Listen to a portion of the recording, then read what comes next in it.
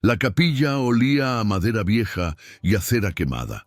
Mateo estaba de rodillas sobre el piso de tierra, con las manos entrelazadas tan fuerte que los nudillos se le habían puesto blancos. A su alrededor, otros 11 jóvenes permanecían inmóviles, con la cabeza inclinada y los ojos cerrados. Nadie tosía, nadie suspiraba. El silencio era una ley tan antigua como las vigas del techo. Frente a ellos, el pastor caminaba despacio entre las filas, descalzo, con su túnica gris arrastrándose sobre el suelo. Sus pasos no hacían ruido. Solo se escuchaba el crujir ocasional de la madera bajo su peso, y ese sonido bastaba para hacer que todos los cuerpos se tensaran un poco más. El pastor se detuvo detrás de Mateo. No dijo nada. Mateo sintió el aire cambiar, volverse más denso, como si una sombra se hubiera posado sobre su espalda. Apretó los párpados con más fuerza. Pensó en los salmos. Pensó en las palabras que había repetido desde que tenía memoria. Soy un siervo, soy un elegido, soy un hijo del pastor. Pero esta vez, las palabras no lo calmaron. Esta vez, algo dentro de él temblaba. El pastor extendió una mano y la colocó sobre la cabeza de Mateo con lentitud, como si estuviera bendiciendo una ofrenda. Los dedos eran fríos. Mateo no se movió. No podía moverse. Respirar ya era un acto de valentía. Entonces el pastor habló. Su voz era suave, casi un susurro, pero llenaba cada rincón de la capilla como si viniera de todas partes a la vez. Uno de ustedes ha dudado, dijo. La frase cayó sobre ellos como una piedra en agua quieta. Mateo sintió que el aire se le atascaba en la garganta. «No soy yo. ¡No soy yo!». Pero su corazón latía con tanta fuerza que estaba seguro de que todos podían oírlo. El pastor retiró la mano de su cabeza y siguió caminando. «La duda es el primer veneno», continuó, «y el veneno se propaga si no se corta de raíz». Mateo abrió los ojos apenas una rendija. Vio las velas encendidas sobre el altar, las sombras danzando en las paredes de piedra, y al fondo, colgado en la pared, el cuadro del Cordero sacrificado. El pastor se detuvo frente a una niña de 13 años, Elena, la hermana menor de Mateo. Ella temblaba visiblemente, con las manos apretadas contra el pecho. El pastor la miró en silencio durante un tiempo que pareció infinito. Luego, levantó una mano y señaló hacia la puerta lateral de la capilla. «¡Levántate!», ordenó. Elena obedeció.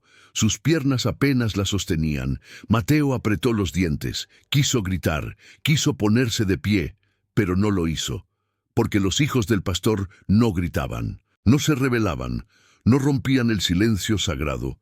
Elena caminó hacia la puerta con los ojos llenos de lágrimas que no se atrevía a dejar caer. Antes de salir, volteó apenas un segundo y miró a Mateo. Fue solo un instante, pero en ese instante él vio todo el miedo del mundo. La puerta se cerró detrás de ella. El pastor regresó al altar, se arrodilló frente al crucifijo y comenzó a rezar en voz baja. Los demás lo imitaron. Mateo movió los labios, repitiendo las palabras de siempre, pero su mente estaba en otra parte. Estaba en esa puerta, en ese pasillo oscuro, en lo que vendría después, porque él sabía lo que significaba ser llamado así. Lo sabía desde que tenía 7 años y vio cómo se llevaban a otro niño que nunca regresó igual. Elena no iba a gritar. Nadie gritaba en la casa del pastor, pero algo dentro de Mateo, algo que había estado dormido durante 18 años, acababa de despertar, y por primera vez en su vida sintió que el silencio no era sagrado. Era una prisión. Antes de continuar, dime en los comentarios desde dónde estás viendo este relato. Algunos lugares guardan secretos, y quizá donde tú vives también hubo una historia así. Escribe tu país y tu ciudad abajo. Quiero saber desde qué rincón del mundo estás escuchando estas voces olvidadas. La aldea se llamaba San Jerónimo del Valle. aunque en los mapas viejos aparecía solo como una mancha sin nombre entre las montañas. No había caminos que llegaran hasta allí, solo senderos de tierra que se perdían entre los árboles y las rocas. La gente del pueblo más cercano, a 2 días de camino, hablaba poco de San Jerónimo. Cuando lo hacían, bajaban la voz. Decían que allí vivía gente rara, gente que no salía, gente que rezaba todo el día y no miraba a los forasteros a los ojos. Decían que había un hombre que se hacía llamar pastor y que todos le obedecían como si fuera Dios mismo. Pero nadie subía hasta allá para comprobarlo. Las montañas eran frías, el camino era largo y había cosas en el mundo que era mejor no tocar. San Jerónimo del Valle tenía 27 casas de madera y piedra, una capilla en el centro, un pozo comunitario y un cementerio pequeño rodeado de cruces torcidas. No había tiendas, no había posadas, no había nada que no estuviera directamente relacionado con la fe y el trabajo. Los hombres cultivaban papa y cebada en las terrazas escalonadas de la ladera. Las mujeres hilaban lana, cocinaban pan de maíz y cuidaban a los más pequeños. Los niños aprendían a leer solo lo necesario, los salmos, los proverbios, las epístolas, nada más. El pastor decía que el conocimiento del mundo exterior era una trampa del maligno, que la pureza solo se encontraba en el aislamiento, que ellos, los habitantes de San Jerónimo, eran los últimos verdaderos siervos de Dios, los elegidos, los que resistirían cuando el mundo cayera. El pastor había llegado al valle en 1867, según contaban los más viejos. Llegó solo, con una Biblia gastada y una voz que parecía salir del fondo de la tierra. Dijo que Dios lo había enviado para salvar a los perdidos. Dijo que el mundo estaba enfermo, corrupto, condenado, que solo aquellos que renunciaran a todo y se entregaran completamente a la voluntad divina podrían alcanzar la salvación. Al principio, solo 3 familias lo escucharon. Luego fueron 6. Luego 10. En 13 años, San Jerónimo del Valle se había convertido en su reino, un reino sin puertas, pero del que nadie salía, porque salir era dudar, y dudar era pecado, y el pecado se castigaba. Los hijos del pastor eran 12, siempre 12, nunca más, nunca menos. El número sagrado. Eran niños que habían sido entregados al culto desde su nacimiento, separados de sus padres a los 5 años y criados en la casa de los elegidos, una construcción de piedra junto a la capilla donde vivían bajo la mirada constante del pastor. Dormían en catres de madera, comían una vez al día, rezaban 6 veces, trabajaban en silencio, no jugaban, no reían, no tocaban a nadie. Se les enseñaba que sus cuerpos no les pertenecían, que eran vasijas, instrumentos, que su única función en la vida era servir al pastor, obedecer sus palabras y preparar sus almas para el día en que Dios los reclamara.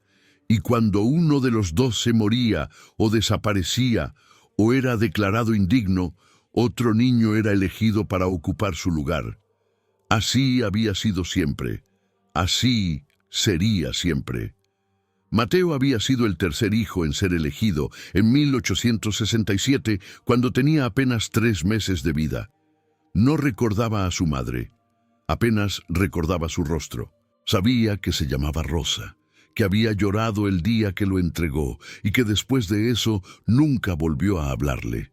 Esa era la regla. Los padres que entregaban a un hijo al pastor perdían el derecho de mirarlo como propio. El niño dejaba de ser de ellos, pasaba a ser del culto. Mateo creció sabiendo eso, creció sabiendo que no tenía familia, solo tenía al pastor, solo tenía a Dios. Y durante 18 años, eso le había bastado. Hasta ahora, hasta que vio el miedo en los ojos de Elena, hasta que algo dentro de él, algo pequeño y frágil como una brasa, comenzó a arder. Suscríbete para seguir explorando estas tierras donde la fe lo consume todo.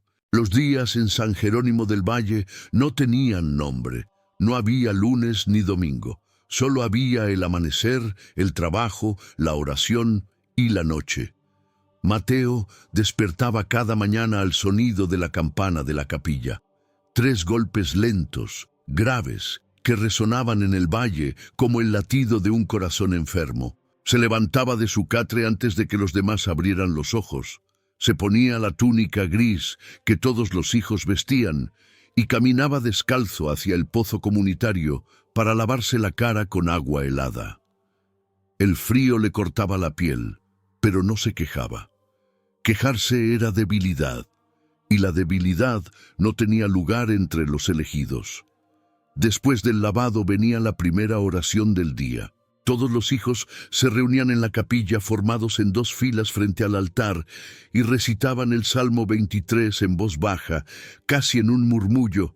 El Señor es mi pastor, nada me falta. Las palabras salían de sus bocas con precisión mecánica, sin emoción, sin variación. Mateo las había repetido tantas veces que ya no significaban nada. Eran solo sonidos, sílabas vacías que llenaban el silencio. El pastor permanecía de pie frente a ellos, con los ojos cerrados y las manos extendidas hacia el crucifijo. No hablaba, no los miraba, solo respiraba, lento y profundo, como si estuviera aspirando la fe de todos ellos y convirtiéndola en algo suyo. Cuando terminaba la oración, venía el desayuno: pan de maíz duro y agua tibia. Nada más. Se sentaban en el suelo de la casa de los elegidos, en círculo, y comían en silencio. Nadie hablaba durante las comidas. Nadie se miraba a los ojos. Comer era un acto funcional, no un placer. El pastor decía que el hambre acercaba a Dios, que un estómago vacío era un alma dispuesta. Mateo masticaba despacio, sintiendo cómo el pan áspero le raspaba la garganta. A su lado, un muchacho llamado Samuel comía con los ojos fijos en el suelo. Samuel tenía 16 años y nunca había pronunciado una palabra completa en presencia del pastor. Algunos decían que era mudo, otros decían que simplemente había olvidado cómo hablar. Después del desayuno, el trabajo. Los hijos no trabajaban en el campo como los demás habitantes del valle. Su trabajo era sagrado. Limpiaban la capilla, pulían los bancos de madera, cambiaban las velas, barrían las cenizas del altar, lavaban las túnicas del pastor y preparaban el agua bendita que se usaba en los rituales. Todo debía hacerse con lentitud, con reverencia. Cada gesto era una oración, cada movimiento una ofrenda. Mateo había pasado incontables horas arrodillado frente al altar, frotando el suelo de piedra con un trapo húmedo hasta que sus rodillas sangraban. No se detenía hasta que el pastor le daba permiso. Y el pastor nunca daba permiso hasta que consideraba que el trabajo estaba perfecto. A media mañana venía la lectura. Todos los hijos se sentaban en el suelo de la capilla mientras el pastor leía en voz alta pasajes de la Biblia. Siempre los mismos pasajes, siempre las mismas palabras. Génesis 22, el sacrificio de Isaac. Éxodo 20, los 10 mandamientos. Proverbios 3, confía en el Señor con todo tu corazón. El pastor leía despacio, deteniéndose en cada frase, repitiendo las palabras importantes 2 o 3 veces, como si estuviera grabándolas en sus mentes con un hierro caliente. Después de cada lectura, hacía una pausa larga y preguntaba: ¿qué nos enseña esto? Nadie respondía. No se esperaba que respondieran. La pregunta era retórica. El pastor respondía por ellos. Siempre la misma respuesta: obediencia, sumisión, sacrificio, renuncia. Al mediodía venía la segunda oración, más larga que la primera. A veces duraba 2 horas. A veces 3, permanecían arrodillados sobre el suelo de tierra, con las manos juntas y la cabeza inclinada, mientras el pastor caminaba entre ellos recitando oraciones en latín que ninguno de ellos entendía. Mateo sentía cómo sus piernas se entumecían, cómo los músculos de su espalda se tensaban hasta el punto del dolor, pero no se movía. Moverse era dudar, y dudar era invitar al demonio. El pastor lo había dicho 1000 veces. El cuerpo es una cárcel. El dolor es la llave. Solo a través del sufrimiento podemos liberarnos de la carne y acercarnos a Dios. Por la tarde venía el silencio obligatorio. 2 horas en las que nadie podía hablar, toser, moverse o hacer ruido alguno. Los hijos permanecían sentados en sus catres, con las manos sobre las rodillas y los ojos cerrados. Algunos rezaban, otros simplemente esperaban. Mateo solía contar los segundos, 1, 2, 3, 4. A veces llegaba hasta 1000. A veces perdía la cuenta y tenía que empezar de nuevo. El silencio era tan absoluto que podía escuchar el viento golpeando contra las paredes de madera, el crujir de las vigas, el latido de su propio corazón. Y en ese silencio, los pensamientos llegaban. Pensamientos que no debería tener, preguntas que no debería hacer. ¿Por qué vivimos así? ¿Por qué el pastor nunca sonríe? ¿Por qué Elena tiembla cada vez que él la mira? Al caer la noche, venía la cena, sopa de papa aguada y un trozo de pan. Nuevamente en silencio, nuevamente en círculo. Mateo masticaba despacio, sintiendo cómo el líquido tibio le bajaba por la garganta. A veces miraba de reojo a los demás. Todos tenían la misma expresión vacía, los mismos ojos hundidos, las mismas manos temblorosas.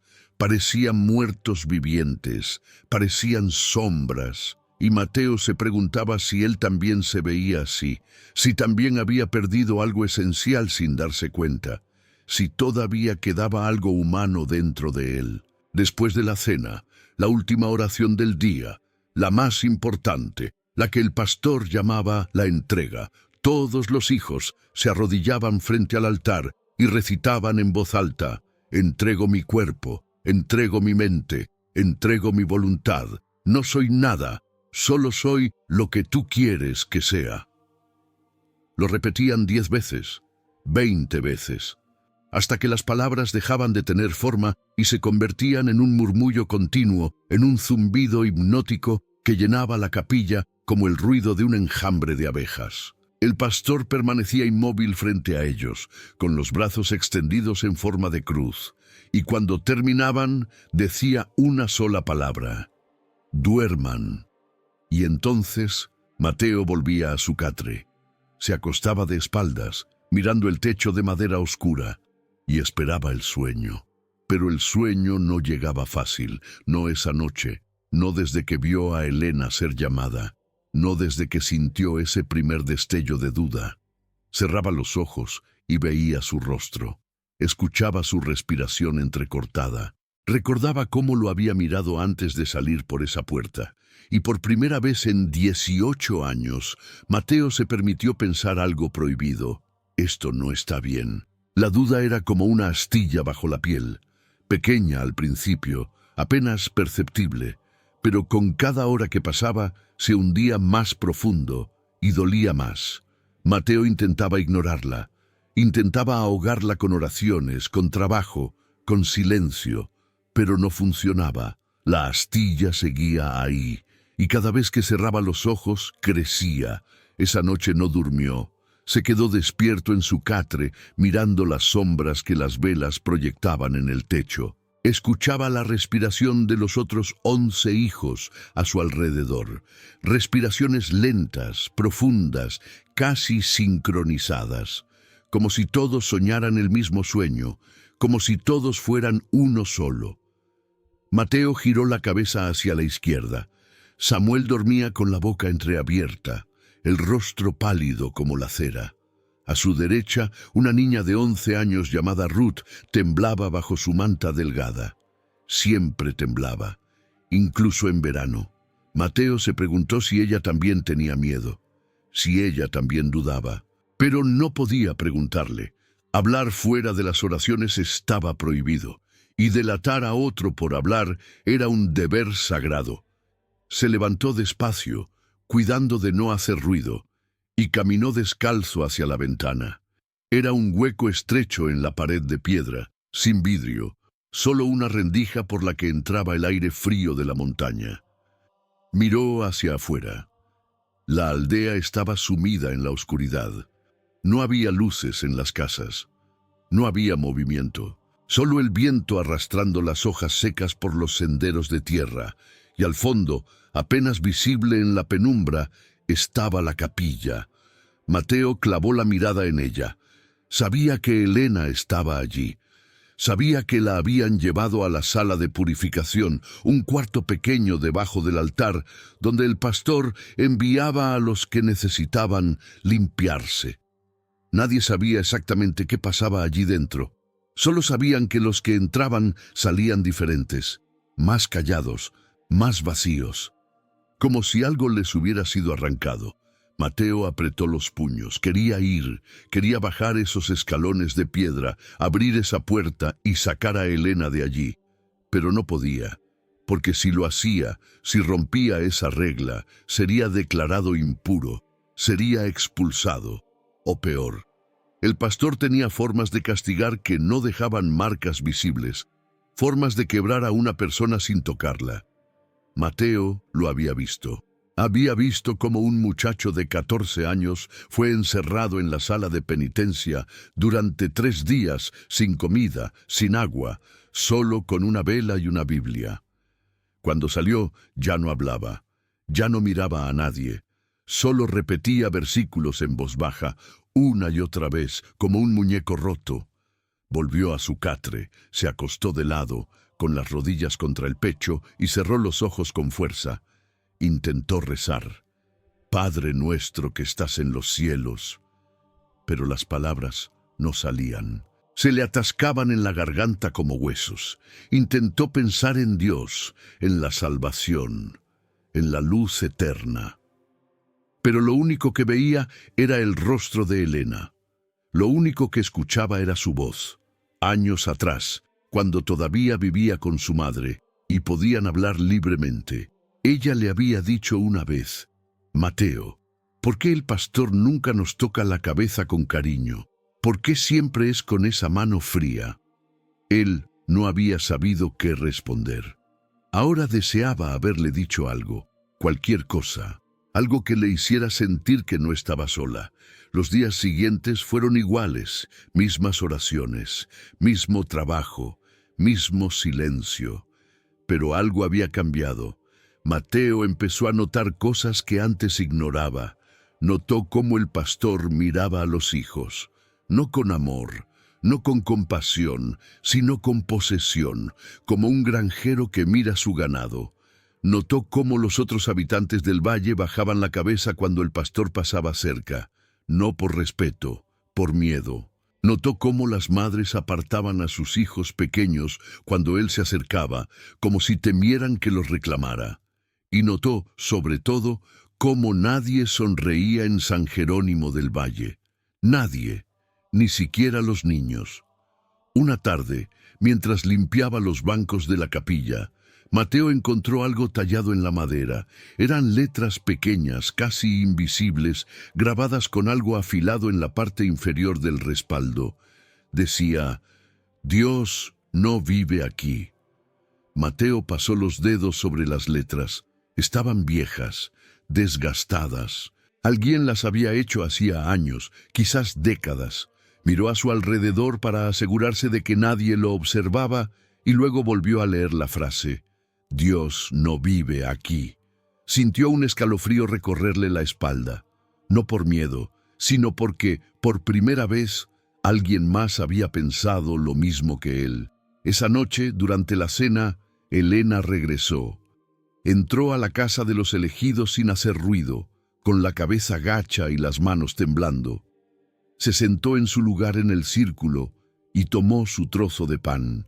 No comió, solo lo sostuvo entre los dedos, mirándolo fijamente, como si no supiera qué hacer con él.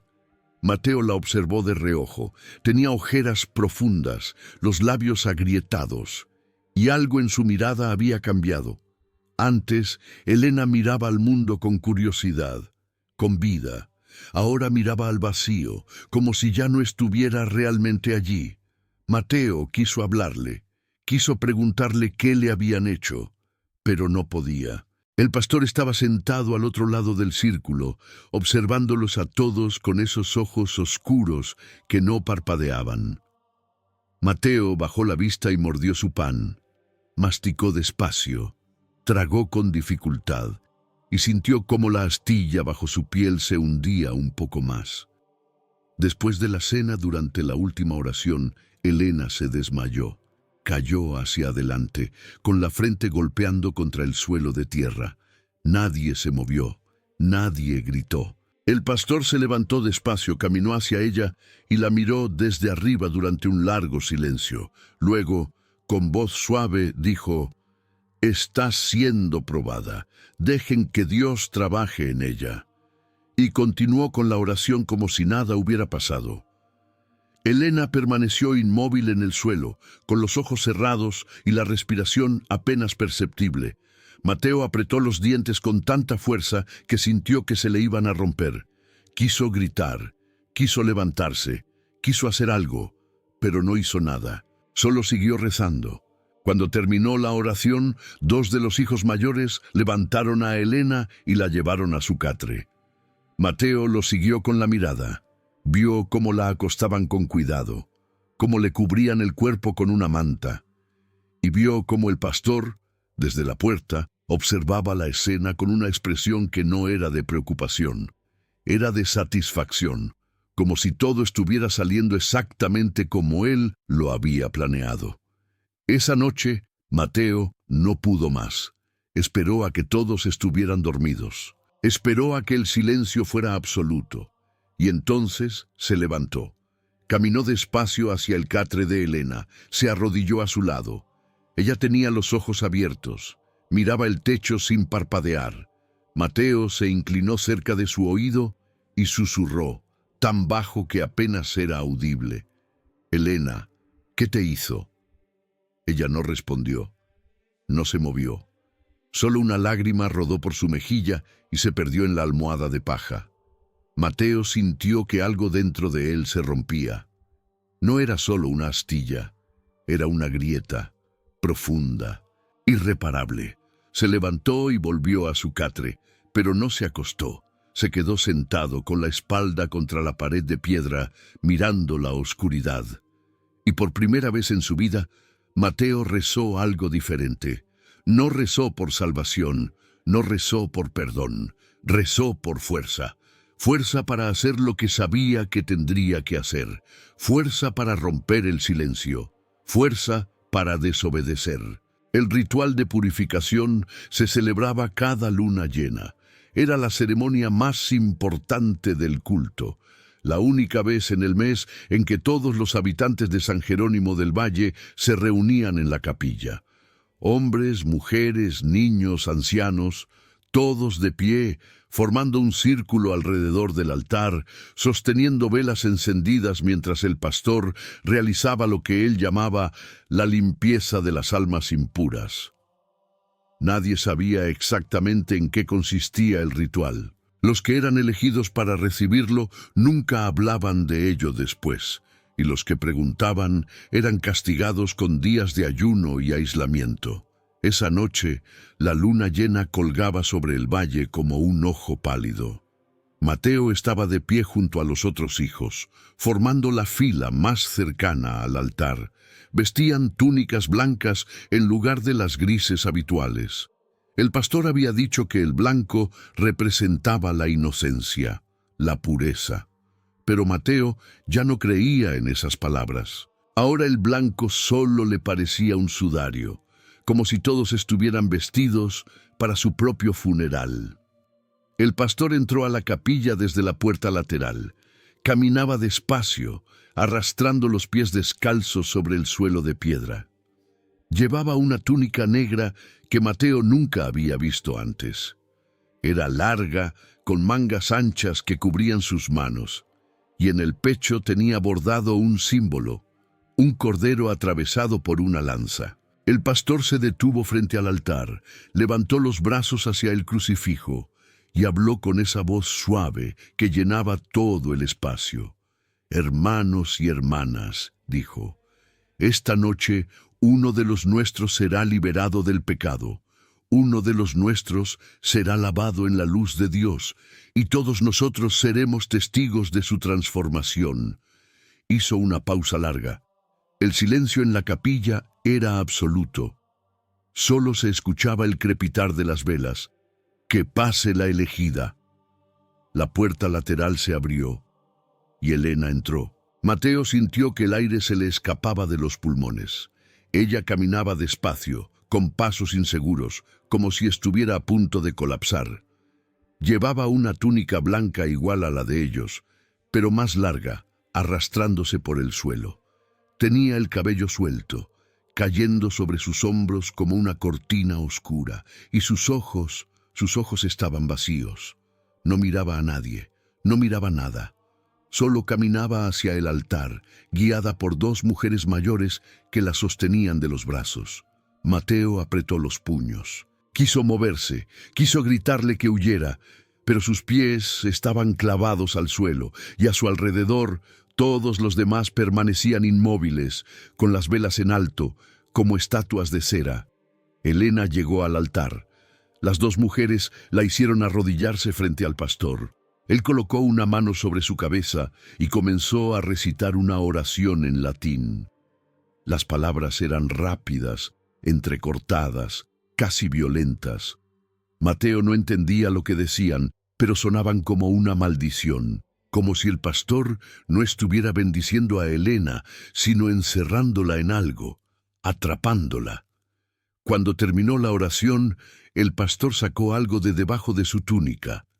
Era un frasco pequeño, de vidrio oscuro, lleno de un líquido que parecía aceite. Lo destapó lentamente y lo inclinó sobre la cabeza de Elena. El líquido cayó sobre su cabello, resbalando por su frente, por sus mejillas, goteando sobre sus manos. Olía fuerte, dulce y podrido al mismo tiempo, como flores muertas. Elena no se movió, no reaccionó. Solo permaneció arrodillada con los ojos fijos en el suelo. El pastor dejó el frasco a un lado y alzó la voz. «Esta niña ha sido tocada por la duda», dijo. «Ha permitido que el veneno del mundo exterior entre en su corazón. Ha cuestionado, ha vacilado, ha pecado». Hizo una pausa, pero Dios, en su infinita misericordia, le ofrece una oportunidad. Una sola oportunidad de regresar a la luz. Y esa oportunidad es la renuncia total, la entrega absoluta, la muerte del yo. Mateo sintió un escalofrío. La muerte del yo. ¿Qué significaba eso? El pastor se agachó frente a Elena y le tomó el rostro entre las manos. La obligó a levantar la mirada hacia él. «Dime, hija», murmuró, «¿estás lista para morir?» Elena abrió la boca. Intentó hablar, pero no salió ningún sonido, solo un gemido débil, ahogado, como el de un animal herido.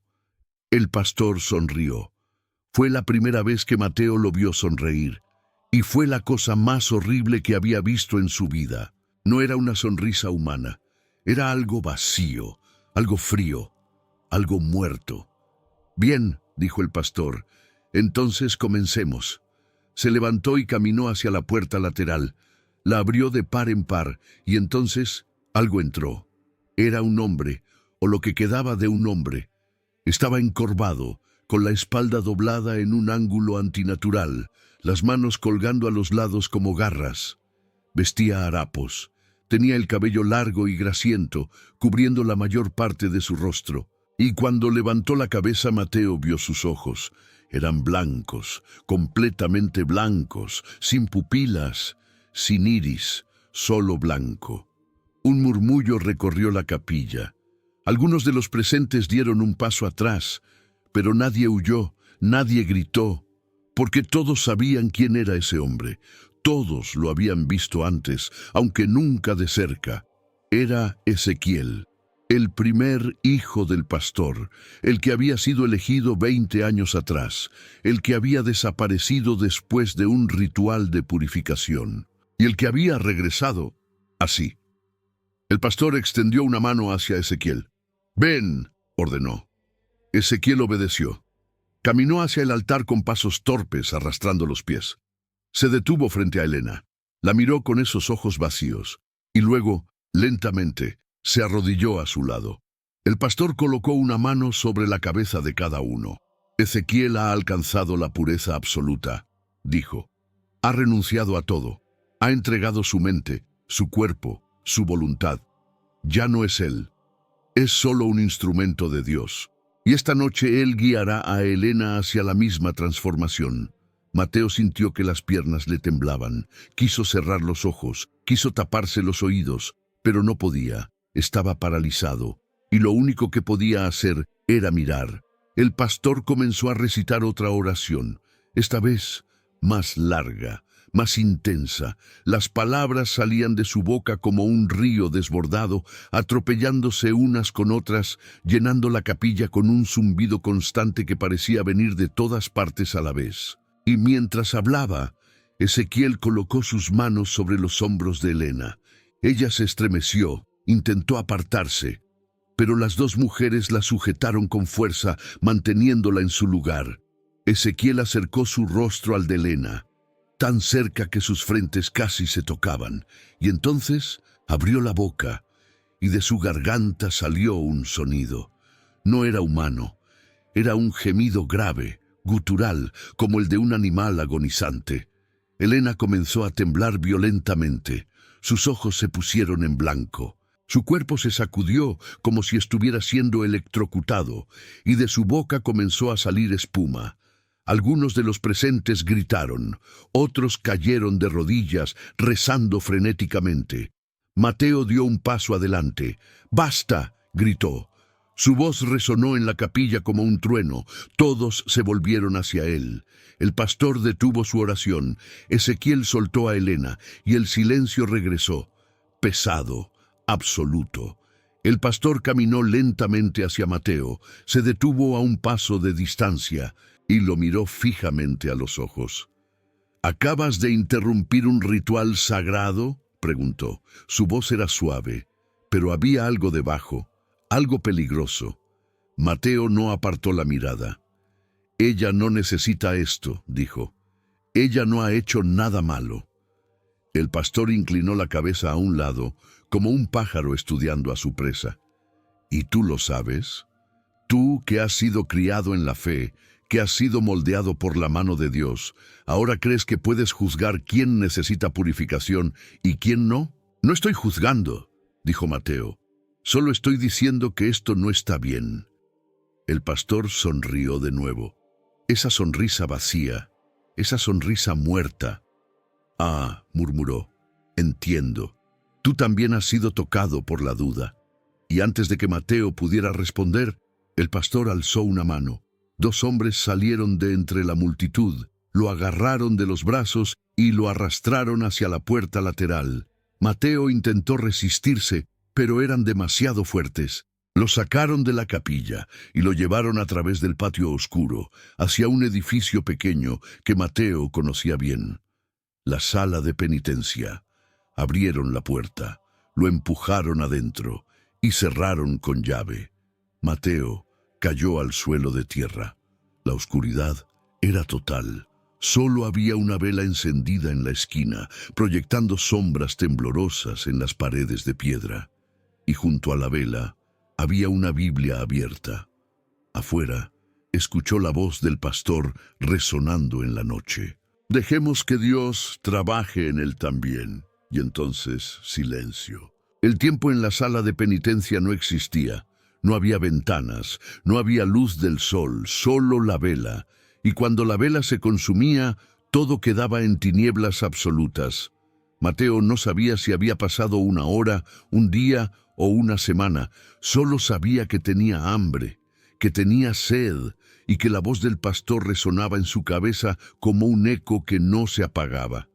Se sentó con la espalda contra la pared de piedra, abrazando sus rodillas. La sala era pequeña, apenas 3 pasos de largo por 2 de ancho. Las paredes estaban húmedas, cubiertas de musgo en las esquinas. El aire olía a tierra mojada y a algo más, algo metálico, como sangre vieja. Mateo intentó no pensar en eso. Intentó no pensar en cuántos otros habían estado encerrados allí antes que él, cuántos habían salido y cuántos no. La Biblia seguía abierta sobre el suelo junto a la vela. Mateo la miró durante mucho tiempo. Luego, lentamente, se arrastró hacia ella. Leyó el pasaje que estaba marcado. Era Génesis 22, el sacrificio de Isaac. Las mismas palabras que el pastor había leído incontables veces. Y Abraham extendió su mano y tomó el cuchillo para degollar a su hijo. Mateo leyó la frase una y otra vez. Intentó encontrarle sentido. Intentó sentir lo que se suponía que debía sentir: admiración por la obediencia de Abraham, fe absoluta, sumisión total. Pero lo único que sintió fue horror. Abraham había estado dispuesto a matar a su propio hijo porque una voz en su cabeza se lo ordenó. Y todos lo alababan por eso. Cerró la Biblia con fuerza, la apartó de sí y se quedó mirando la llama de la vela, hipnotizado por su movimiento errático. Pensó en Elena, pensó en lo que le habían hecho, pensó en Ezequiel, en esos ojos blancos y vacíos, en ese cuerpo roto que ya no parecía humano, y se preguntó si ese era su destino también, si el pastor planeaba romperlo de la misma manera. Si todo lo que había vivido, todas las oraciones, todos los años de obediencia, solo habían sido preparación para esto, para ser vaciado, para ser convertido en otra cosa. No supo cuánto tiempo pasó antes de que la puerta se abriera. La luz de una antorcha inundó la sala, cegándolo por un momento. Mateo levantó una mano para protegerse los ojos.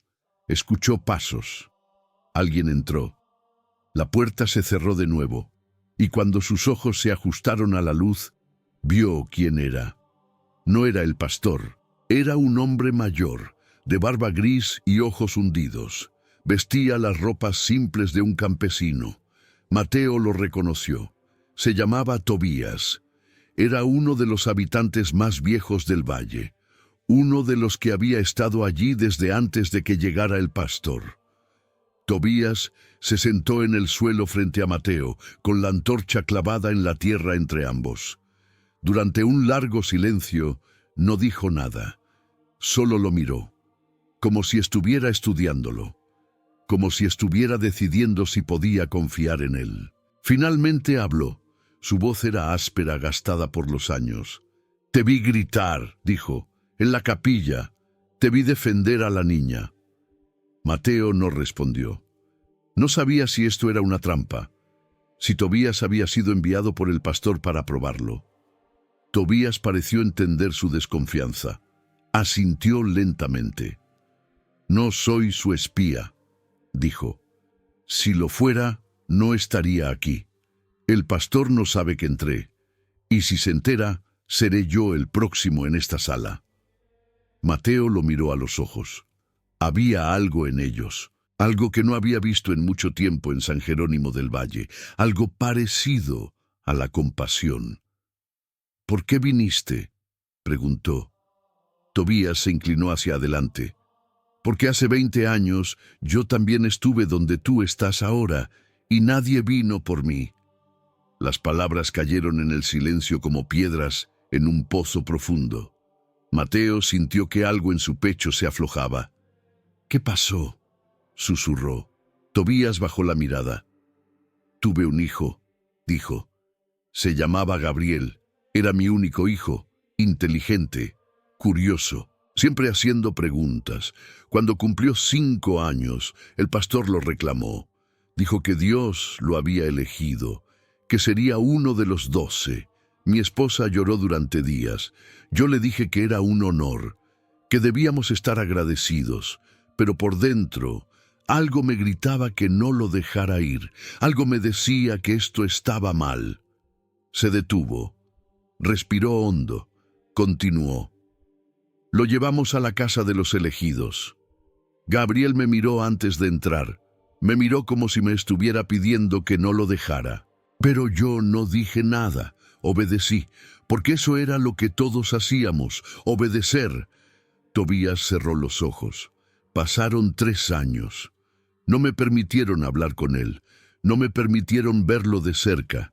Solo podía mirarlo durante las oraciones, desde lejos. Y cada vez que lo hacía, veía cómo se apagaba. Cómo perdía esa luz que tenía. Se volvía más callado, más rígido. Hasta que un día dejó de mirarme por completo. Era como si yo ya no existiera para él. Mateo sintió un nudo en la garganta. ¿Dónde está ahora?, preguntó. Tobías abrió los ojos. Y en ellos había un dolor tan profundo que Mateo tuvo que apartar la mirada. No lo sé, dijo. A los 10 años, Gabriel fue elegido para un ritual de purificación. No volvió. El pastor dijo que Dios lo había llamado a un propósito más alto, que ya no lo necesitábamos. Y cuando pregunté dónde estaba, me encerraron aquí. Durante 7 días, sin comida, sin agua, solo con esta Biblia. Y cuando salí, ya no pregunté más. Porque entendí que hacer preguntas en este lugar es peligroso, más peligroso que morir.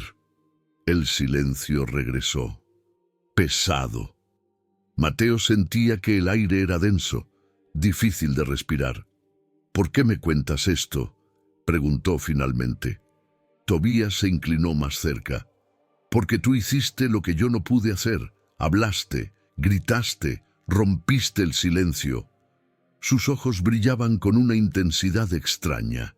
Y porque sé lo que el pastor está planeando para esa niña, para tu hermana. Mateo se tensó. ¿Qué? Tobías bajó la voz hasta convertirla en un susurro.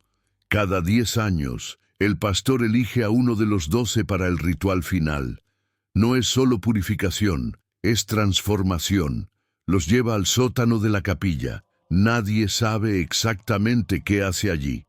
Pero los que entran nunca salen igual. Ezequiel fue uno. Hay otros 2 escondidos en la montaña. Los he visto. Ya no son humanos. Son otra cosa. Mateo sintió que el miedo le recorría la columna vertebral como hielo. ¿Y Elena? Tobías asintió lentamente. Ella es la siguiente. El pastor la eligió hace semanas. Todo esto, el ritual de purificación, la sala de limpieza, es solo preparación. En 3 días, durante la luna nueva, la llevará al sótano. Y si no la sacas de aquí antes, ella terminará como Ezequiel, o peor. Mateo se levantó de golpe. Tengo que sacarla, tengo que... Tobías lo agarró del brazo. Escúchame bien, dijo con urgencia. No puedes enfrentarlo directamente. Es demasiado poderoso. Tiene a toda la aldea bajo su control. Si intentas algo abiertamente te matarán, o te encerrarán para siempre. Hizo una pausa. Pero hay una forma, una salida. Mateo se arrodilló frente a él. Dime. Tobías miró hacia la puerta, asegurándose de que nadie escuchara. Hay un sendero al este del valle, viejo, casi borrado por la vegetación. Lleva a un pueblo al otro lado de la montaña. 3 días de caminata. Si logras sacar a Elena de la casa de los elegidos sin que nadie se dé cuenta, y si logran llegar a ese sendero antes del amanecer, tienen una oportunidad. ¿Y tú?, preguntó Mateo. ¿Por qué no escapaste tú? Tobías sonrió con tristeza. Porque soy viejo, porque estoy cansado y porque no tengo a dónde ir. Pero tú sí, tú todavía eres joven. Todavía puedes vivir una vida fuera de este infierno. Se levantó lentamente. Mañana por la noche vendré de nuevo. Te traeré comida, agua y una llave. La llave de la casa de los elegidos. El pastor cree que la tiene escondida, pero yo sé dónde está. Mateo lo miró con una mezcla de gratitud y desconfianza. ¿Por qué haces esto? Tobías caminó hacia la puerta. Antes de salir, se volvió hacia él. Porque no pude salvar a mi hijo, pero quizá pueda salvar al tuyo. Y con eso, desapareció en la oscuridad. Mateo se quedó solo de nuevo, pero esta vez el silencio era diferente, porque ahora tenía algo que no había tenido en toda su vida: esperanza. La noche siguiente, Tobías cumplió su promesa. La puerta de la sala de penitencia se abrió en silencio. Entró con una bolsa de tela bajo el brazo. Dentro había pan duro, un trozo de carne seca, una cantimplora con agua y algo más, una llave de hierro oxidado. Era pequeña, del tamaño de un dedo, pero pesaba como si cargara el destino del mundo. Tobías la colocó en la mano de Mateo. «Esta abre la puerta trasera de la casa de los elegidos», dijo en voz baja. «La que da al bosque. Nadie la usa. Está oculta detrás de las letrinas. El pastor la mandó sellar hace años, pero yo guardé la llave, por si acaso». Miró a Mateo fijamente. «Mañana, después de la última oración, todos dormirán. Esa es tu oportunidad. Tienes que moverte rápido, tienes que ser silencioso, y no puedes dudar, porque si dudas, si vacila un solo segundo, los perderás a ambos». Mateo cerró los dedos alrededor de la llave. «¿Y si nos atrapan?». Tobías no respondió de inmediato. Solo lo miró con esos ojos cansados que habían visto demasiado. «Entonces corran más rápido». Esa noche, Mateo no durmió. Se quedó sentado en la oscuridad, apretando la llave contra su pecho, repasando el plan una y otra vez en su mente. Salir de la sala de penitencia, cruzar el patio sin ser visto, llegar a la casa de los elegidos, abrir la puerta trasera, despertar a Helena, salir al bosque, encontrar el sendero, caminar durante 3 días sin comida suficiente, sin agua, sin saber si realmente había un pueblo al otro lado, sin saber si alguien los seguiría, sin saber si Dios los perdonaría, o si Dios alguna vez había estado allí. Al amanecer, Tobías volvió una última vez. «El pastor ordenó que te liberen esta tarde», dijo. «Te llevarán de regreso a la casa de los elegidos. Aprovecha eso. Finge que has sido quebrantado. Finge que has aprendido la lección. Y cuando llegue la noche, actúa». Mateo asintió. «Gracias». Tobías puso una mano sobre su hombro. Fue un gesto extraño. Nadie en San Jerónimo del Valle tocaba a otros con afecto. Nadie abrazaba, nadie consolaba. Pero Tobías lo hizo. Y en ese contacto breve, Mateo sintió algo que casi había olvidado: humanidad. «Salva a esa niña», dijo Tobías. «Y cuando estés lejos de aquí, no mires atrás».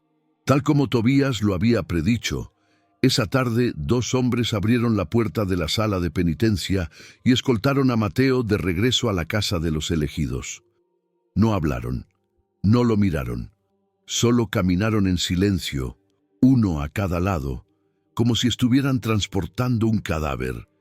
Cuando llegaron, el pastor estaba esperándolo en la entrada.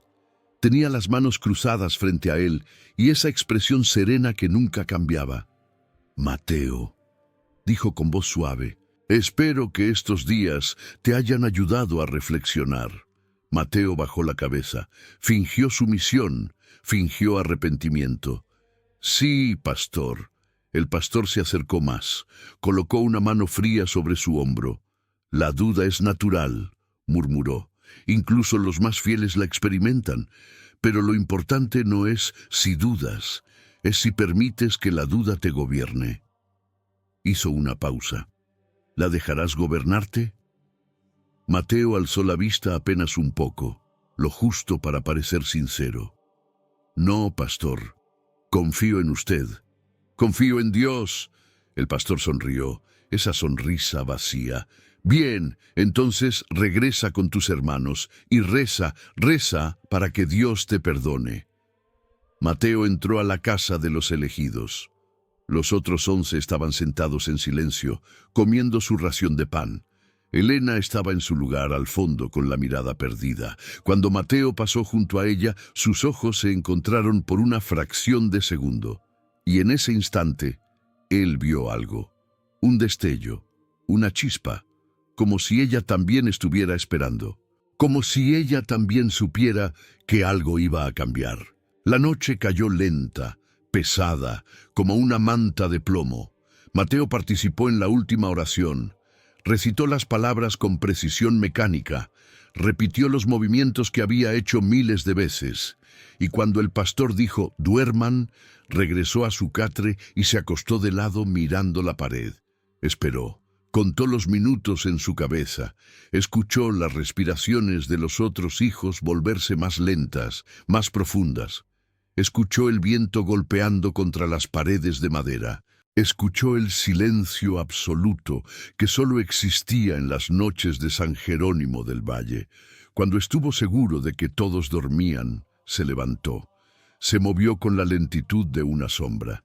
Caminó descalzo sobre el suelo de tierra, evitando las tablas que crujían, esquivando los catres, conteniendo la respiración. Llegó hasta el catre de Elena. Se arrodilló junto a ella y le tapó la boca con una mano antes de que pudiera gritar. Ella abrió los ojos de golpe, lo miró con terror. «Soy yo», susurró Mateo. «No hagas ruido, vamos a salir de aquí». Elena parpadeó, confundida, asustada, pero también algo más, aliviada. Mateo retiró la mano de su boca. «¿Puedes caminar?» Ella asintió despacio. «Entonces sígueme, y no hagas ningún sonido». Se levantaron juntos, cruzaron la sala paso a paso, evitando cada tabla suelta, cada rincón iluminado por la luz de la luna que entraba por las ventanas. Llegaron a la puerta trasera. Mateo sacó la llave que Tobías le había dado. La insertó en la cerradura. Giró lentamente. Clic. El sonido pareció resonar como un trueno en el silencio. Mateo se quedó inmóvil. Esperó. Escuchó. Nadie se movió. Nadie despertó. Abrió la puerta apenas lo suficiente para que ambos pasaran. Y salieron. El aire frío de la noche les golpeó el rostro. Mateo cerró la puerta detrás de ellos con cuidado. Miró a su alrededor. El patio estaba vacío. La capilla estaba oscura. Todo parecía dormido. Tomó la mano de Elena y corrió. Corrieron hacia el bosque. Corrieron entre los árboles, pisando hojas secas, ramas quebradas, raíces retorcidas. Elena tropezó 2 veces. Mateo la levantó. Siguieron corriendo. No se detuvieron hasta que los edificios de San Jerónimo del Valle desaparecieron detrás de ellos, tragados por la oscuridad. Solo entonces Mateo se permitió respirar. Se apoyó contra un árbol, jadeando, con el corazón latiendo tan fuerte que sentía que iba a explotar. Elena estaba a su lado, temblando, abrazándose a sí misma. Mateo la miró. «¿Estás bien?» Ella asintió, pero sus ojos estaban llenos de lágrimas. Mateo le colocó una mano en el hombro. «Ya pasó, ya no estás allí, ya no estás con él». Elena lo miró fijamente, y por primera vez en días habló. Su voz era débil, rota, pero era suya. «¿A dónde vamos?» Mateo señaló hacia el este. «Hay un sendero, lleva a un pueblo. Tobías me lo dijo. Si caminamos rápido podemos llegar en 3 días. ¿Y si nos atrapan?» Mateo no respondió, porque no tenía una respuesta, solo tenía esperanza. Y a veces eso era suficiente. Siguieron caminando toda la noche, atravesaron el bosque denso, cruzaron arroyos helados, escalaron rocas resbaladizas. Elena no se quejó, no pidió descansar, solo caminaba, un pie delante del otro, como si cada paso la alejara un poco más de la prisión que había sido su vida. Al amanecer, encontraron el sendero. Era angosto, cubierto de maleza, apenas visible entre los árboles, pero estaba allí. Mateo sintió un alivio tan grande que casi se echó a llorar. Lo habían logrado, habían escapado, pero entonces escucharon algo, un sonido a lo lejos. Voces, gritos, pasos corriendo. Mateo se volvió hacia atrás. y a través de los árboles vio algo que le heló la sangre. Antorchas, docenas de antorchas, se acercaban. Elena lo miró con los ojos muy abiertos. No se encontraron. Mateo apretó los dientes. ¡Corre! Y corrieron. Corrieron como si el infierno mismo los persiguiera. Corrieron hasta que los pulmones les ardieron, hasta que las piernas les temblaron, hasta que el sendero se convirtió en una mancha borrosa bajo sus pies descalzos. Las voces detrás de ellos se acercaban cada vez más, gritos que rebotaban entre los árboles, órdenes que Mateo reconocía, la voz del pastor fuerte y clara resonando como el trueno. «Tráiganlos de vuelta, son propiedad de Dios». Elena tropezó, cayó de rodillas sobre las piedras. Mateo se detuvo, regresó corriendo, la levantó. «¡Vamos, vamos!», susurraba con urgencia. Ella intentó seguir, pero sus piernas apenas respondían. Había pasado demasiados días sin comer bien, demasiadas noches sin dormir. Su cuerpo estaba al límite. Mateo la cargó, la subió a su espalda y siguió corriendo. Cada paso era un esfuerzo monumental, cada respiración, un cuchillo en el pecho. Pero no se detuvo, no podía detenerse, porque detenerse significaba regresar, y regresar significaba la muerte, o algo peor que la muerte. El sendero comenzó a subir, se volvió más empinado, más rocoso. Mateo resbaló 2 veces, raspándose las rodillas, las manos. Elena se aferraba a él, temblando, susurrando oraciones rotas que ya no eran para el Dios del pastor, eran para cualquier Dios que quisiera escuchar, para cualquier fuerza en el universo que pudiera salvarlos.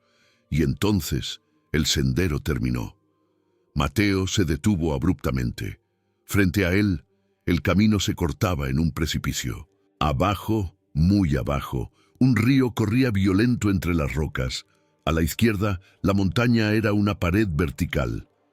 A la derecha, el bosque denso sin camino visible. Y detrás de ellos, las antorchas. Estaban atrapados. Mateo dejó a Elena en el suelo con cuidado. Ella se apoyó contra una roca jadeando, con las lágrimas corriendo por sus mejillas. «Lo siento», susurró, «lo siento mucho». Mateo se arrodilló frente a ella. Le tomó el rostro entre las manos. «No tienes nada de qué disculparte. Nada de esto es tu culpa». Las voces se acercaron más. Mateo se volvió y los vio. Una docena de hombres con antorchas emergieron de entre los árboles. En el centro, caminando despacio, con esa calma perturbadora que nunca perdía, estaba el pastor. Se detuvo a 10 pasos de distancia, miró a Mateo, luego a Elena, y sonrió. «Hijos míos», dijo con voz suave, «¿por qué huyen? ¿Acaso no saben que no hay lugar en el mundo donde puedan esconderse de Dios?» Mateo se puso de pie. Se colocó frente a Elena, protegiéndola con su cuerpo. «No vamos a regresar». El pastor inclinó la cabeza, como si estuviera escuchando a un niño decir tonterías. «No es una elección, Mateo. Nunca lo fue. Ustedes me pertenecen. Fueron consagrados.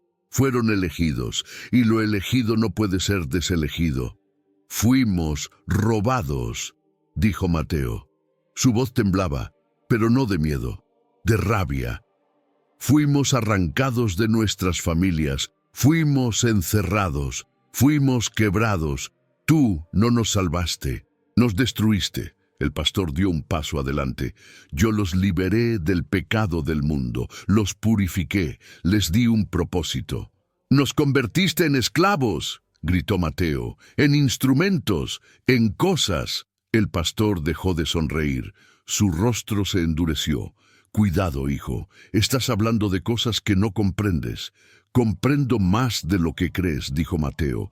«Comprendo que no eres un pastor, eres un carcelero. Comprendo que tu fe no salva a nadie, solo aprisiona. Y comprendo que si Dios realmente existe, te odia tanto como yo». El silencio que siguió fue absoluto. Incluso el viento pareció detenerse. Los hombres con antorchas miraron al pastor, esperando órdenes. El pastor miró a Mateo, y en sus ojos, por primera vez, Mateo vio algo. No era ira, era miedo, porque las palabras de Mateo habían roto algo. Habían abierto una grieta en el muro de certeza que el pastor había construido durante décadas. Pero solo duró un instante. El pastor alzó una mano. «¡Tráiganlos!». Los hombres avanzaron. Mateo retrocedió acercándose al borde del precipicio. Elena se levantó detrás de él tambaleándose. Miró hacia abajo. El río rugía en la oscuridad. «¡Mateo!», susurró. «¡No hay salida!». Mateo la miró. Luego miró al pastor, luego al vacío, y tomó una decisión. Tomó la mano de Elena. «¿Confías en mí?». Ella lo miró con los ojos muy abiertos, asustada, pero asintió. «Entonces salta». Y saltaron. El mundo se convirtió en un torbellino de viento, oscuridad y gritos. Cayeron durante lo que pareció una eternidad. Y luego, el impacto. Agua helada, violenta. Mateo sintió cómo el río lo arrastraba, lo golpeaba contra las rocas, lo hundía. Intentó nadar, intentó alcanzar la superficie, pero la corriente era demasiado fuerte. Se lo tragó, lo arrastró, y todo se volvió negro. Cuando Mateo abrió los ojos, estaba acostado en una orilla de piedras. El sol acababa de salir. El cielo era de un azul pálido. A su lado, Elena tosía agua, temblando violentamente, pero estaba viva. Mateo se sentó despacio. Cada músculo de su cuerpo dolía.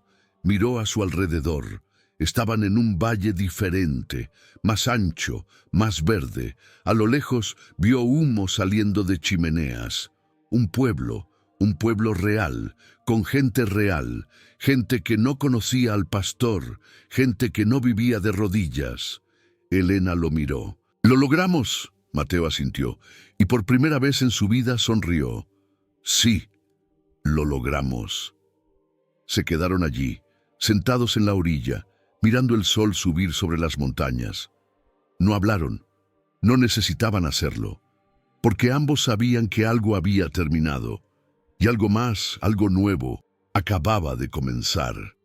Mateo nunca regresó a San Jerónimo del Valle, nunca supo qué pasó con Tobías, nunca supo si el pastor lo buscó, pero tampoco le importó, porque había aprendido algo que ningún ritual, ninguna oración, ningún año de sumisión le había enseñado, que la fe no se encuentra en el silencio, se encuentra en el grito. Comenta abajo qué sensación te dejó esta historia y comparte este video si la fe también te ha hecho temblar.